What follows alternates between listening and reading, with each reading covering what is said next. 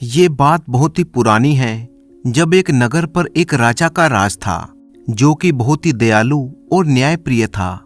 उसके राज में सभी लोग बहुत ही खुश थे। चारों तरफ शांति और खुशहाली थी। उस राजा का सिर्फ एक ही बेटा था जो कि बहुत ही समझदार, नेक और हर काम में माहिर था। परंतु बहुत ज्यादा लाड़ प्यार के कारण वो जिद्दी बन गया था। जिस चीज को पाने की ठान लेता उसे पाकर ही दम लेता। एक दिन राजकुमार शिकार से लौट रहा था। सैनिक और दूसरे शिकारी उसके पीछे रह गए थे। राजकुमार घोड़े पर सवार होकर बहुत आगे निकल आया। उसे बहुत ही प्यास लगी थी। उसने चारों तरफ देखा तो पता चला कि ये एक धोबियों की बस्ती थी, जहां पर हर जगह कपड़े धोए और सुखाए जा रहे थे। अचानक राजकुमार की नजर एक घर की छत पर पड़ी। छत पर एक लड़की अपने बाल सुखा रही थी। राजकुमार उसे देखता ही रह गया। उसने इतनी खूबसूरत लड़की पहले कभी नहीं देखी थी। ऐसा लग रहा था मानो उसके काले बालों के बीच में चांद जैसा चेहरा चमक रहा हो। लड़की की नजर भी राजकुमार पर पड़ी और वो तुरंत दुपट्टे से खुद को ढककर नीचे उतर आई। राजकुमार जैसे होश में आया, इतने में उसके साथी और नौकर भी वहां पर आ चुके थे। राजकुमार को मजबूरन महल वापस आना पड़ा। राजकुमार की आंखों के आगे से वो सुंदर चेहरा हट नहीं रहा था। उसने अपने खास नौकरों को भेजकर पता करवाया तो मालूम हुआ कि वो एक धोबी का घर था और वो लड़की धोबी की लड़की थी। राजकुमार जिद और गुस्से से बिस्तर में आकर पड़ गया कि वो उसी लड़की से शादी करेगा, वरना अपनी जान दे देगा। एक हफ्ता ऐसे ही बीत गया। राजा को जब ये बात पता चली तो वो सोच में पड़ गया। वो राजकुमार की जिद के बारे में जानता था। राजा ने अपने सबसे काबिल मंत्री को बुलाकर सलाह ली। मंत्री बहुत ही अक्लमंद, वफादार और अनुभवी आदमी था। उसने कहा, महाराज, राजकुमार को रोकना ठीक नहीं है। आप राजकुमार को मनमानी करने दीजिए। ये जवानी की जिद है। 2 दिन धोबी की बेटी के साथ रहेंगे तो उनकी अकल ठिकाने आ जाएगी और फिर आप शौक से किसी राजकुमारी से उनकी शादी करवा देना। वैसे भी राजाओं की तो कई रानियां होती हैं, वो भी एक कोने में कहीं पड़ी रहेगी। राजा को ये बात समझ में आ गई। उसने राजकुमार को बुलाया और कहा, मैं तुम्हारी जिद और इच्छा को देखते हुए तुम्हें इस बात की आज्ञा देता हूं कि तुम उस लड़की से शादी कर लो। राजा ने धोबी और उसकी पत्नी को बुलवाया। वे डरते कांपते हुए राज दरबार में हाजिर हुए। सोच रहे थे न जाने क्या गलती हो गई जो राजकुमार ने उन्हें बुलाया है। जब वो राजकुमार के सामने आए तो राजकुमार ने उनसे कहा, मैं तुम्हारी बेटी से शादी करना चाहता हूँ, तुरंत तैयारी करो। राजकुमार ने सोचा था कि धोबी और धोबिन खुशी से फूले नहीं समाएंगे और राजकुमार के पैर पकड़ लेंगे कि उन्हें इतना सम्मान दिया गया, परंतु ऐसा कुछ भी नहीं हुआ। इसके बजाय वो दोनों सोच में पड़ गए और फिर बोले, राजकुमार, ये तो हमारी खुशनसीबी है कि आपने ऐसा इरादा किया, लेकिन हम अपनी बेटी से पूछकर जवाब देंगे।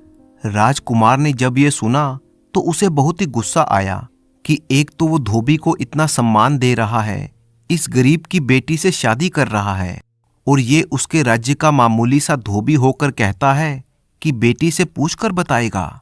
लेकिन उसके दिल का मामला था, उसे लड़की से प्यार हो गया था, इसलिए उसने धोबी की बात को बर्दाश्त कर लिया।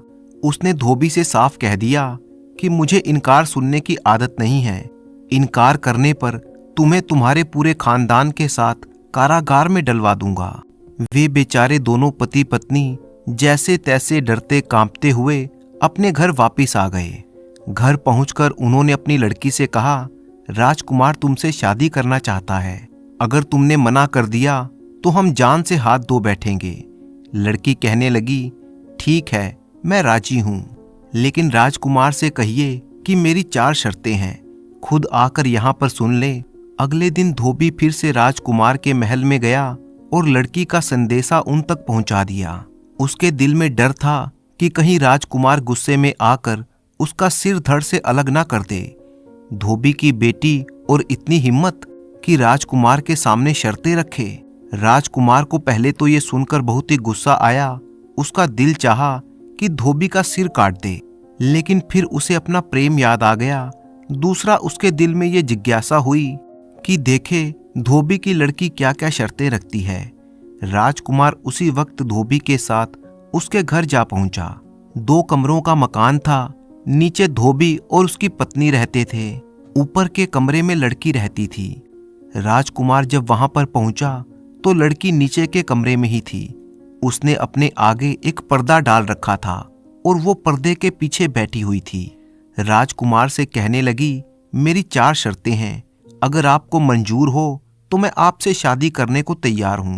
पहली शर्त यह है कि मैं आपके महल में रात नहीं बिताऊंगी, सुबह जाऊंगी और शाम को वापस अपने घर आ जाया करूंगी। राजकुमार ने सोचा, ये क्या बात हुई, ये कैसी अजीब शर्त है। लेकिन फिर ख्याल आया कि ये सब कहने की बातें हैं।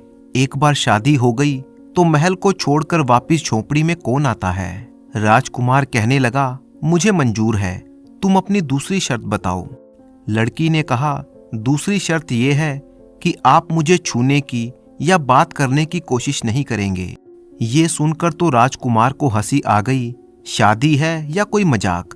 उसने सोचा, एक बार शादी हो जाए बाद में देखा जाएगा। कहने लगा, चलो ये भी मंजूर है। लड़की ने कहा, मैं आपके महल का पानी तक नहीं पीऊंगी। राजकुमार ने सोचा, ये तो बिल्कुल बकवास है। जब दिन भर वहां पर रहेगी तो ये कैसे हो सकता है कि ना कुछ खाए और ना पिए। उसने जवाब दिया, मुझे ये भी मंजूर है। लड़की फिर से कहने लगी, मेरी चौथी शर्त यह है कि अगर आपने मुझे उंगली से भी छूने की कोशिश की तो हमारा रिश्ता हमेशा के लिए खत्म हो जाएगा और फिर मैं कभी वापस नहीं आऊंगी। राजकुमार ने सोचा, ये तो बहुत ही अजीब लड़की है, कैसी बदतमीज है। एक बार शादी हो जाए सारी शर्तें धरी की धरी रह जाएंगी। राजकुमार बोला, मुझे तुम्हारी सारी शर्तें मंजूर है। लड़की ने कहा, अगर आपको शर्तें मंजूर हैं तो फिर बारात लेकर आ जाइए। लड़की नहीं चाहती थी कि उसकी वजह से धोबी किसी मुसीबत में आ जाए।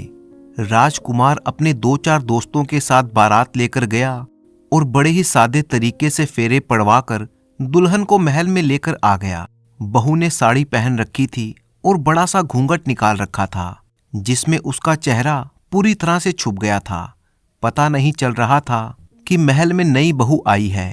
राजा रानी तो वैसे भी इस शादी में शामिल नहीं हुए थे।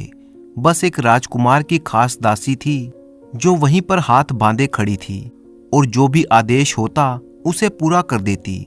शाम हुई तो दासी ने आकर बताया कि घोड़ा गाड़ी तैयार है।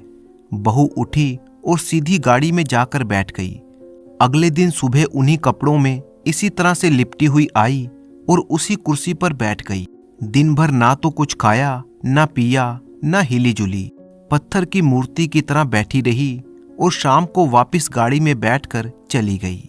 1 दिन, 2 दिन, 3 दिन, पूरे 6 महीने बीत गए। उसकी रोज की दिनचर्या में कोई फर्क नहीं आया।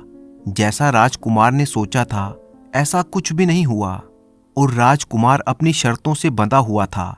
जिस चेहरे को देखकर उसने अपनी नींद और चैन खोई थी, अब वो उस चेहरे की एक झलक देखने के लिए भी तरस गया था। राज दरबार में लोग तरह तरह की बातें बनाने लगे। राजा रानी सब परेशान हो गए। एक दिन राजकुमार ने धोबी को बुलाया और कहा, तुम अपनी बेटी को कुछ समझाते क्यों नहीं? वो अब इस राजमहल की राजकुमारी बन चुकी है, उसे महल में रहना चाहिए। इस तरह से रोज रात को चले जाना अच्छा तो नहीं लगता। लोग बातें बनाते हैं। धोबी हाथ जोड़कर बोला, राजकुमार की जय हो। सच बात तो ये है कि वो हमारी बेटी है ही नहीं। वो एक दिन हमारे घर पर आई थी और बोली कि इस दुनिया में मेरा कोई नहीं है, मुझे अपनी बेटी बनाकर अपने घर में रख लो। हमारी कोई औलाद नहीं थी। मेरी पत्नी को उसकी भोली सूरत भा गई और हमने उसे अपने घर में रख लिया। हमसे उसने कभी कोई वास्ता नहीं रखा। क्या खाती पीती है, क्या करती है, हम कुछ नहीं जानते। कभी कभी मेरी पत्नी के पास आकर बैठ जाती है, उसे माँ कहती है। वो बेचारी इसी में खुश रहती है। उसने हमें कसम दे रखी थी तो हम चुप रह गए। जैसा उसने कहा हमने वैसा ही किया। राजकुमार, उस पर हमारा कोई जोर नहीं है, आप हमारी जान बख्श दें। इतना कहकर धोबी वहां से चला गया। अब राजकुमार एक अजीब सी सोच में पड़ गया। क्या करे क्या ना करे, उसका मन हर तरफ से उचट चुका था। आखिरकार एक दिन वो बिना किसी को बताए महल से निकल पड़ा। बस अपनी विश्वास पात्र दासी को बताया कि वो जा रहा है, पता नहीं कहाँ और पता नहीं कब वापिस आएगा। अगर मेरे पिताजी या मेरे बारे में कोई दूसरा पूछे तो कह देना कि मैं यात्रा पर गया हूँ, ठीक है। दासी का दिल राजकुमार की हालत देखकर बहुत ही दुखी था। उसने भी सोचा चलो अच्छा है, कुछ दिनों के लिए राजकुमार को इस झंझट से मुक्ति मिल जाएगी। राजकुमार का दिल इस दुनिया से उचट चुका था। वो हिमालय पर्वत की तरफ निकल गया